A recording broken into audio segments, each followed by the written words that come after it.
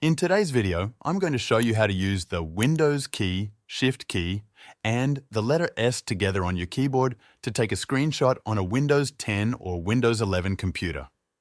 This keyboard shortcut is a quick way to take a screenshot without needing to open any extra apps.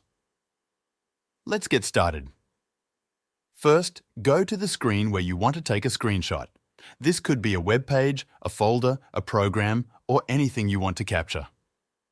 Now, press the Windows key, the Shift key, and the S key on your keyboard, all at the same time.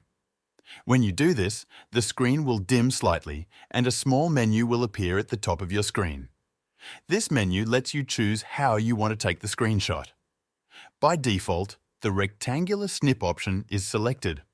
With this mode, you can use your mouse to click and drag a box over the part of the screen you want to capture.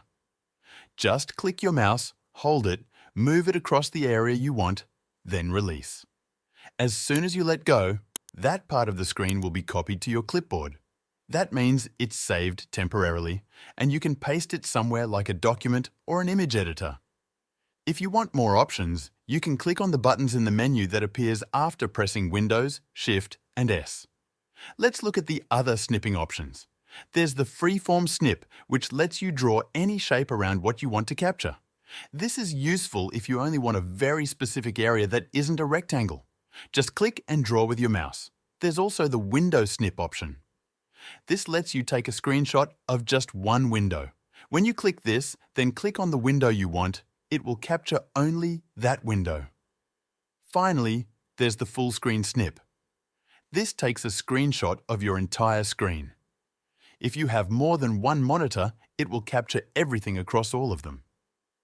After you take the screenshot, you'll see a notification in the bottom right corner.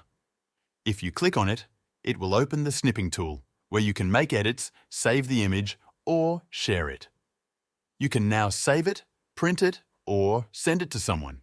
That's all for this tutorial. Thanks for watching.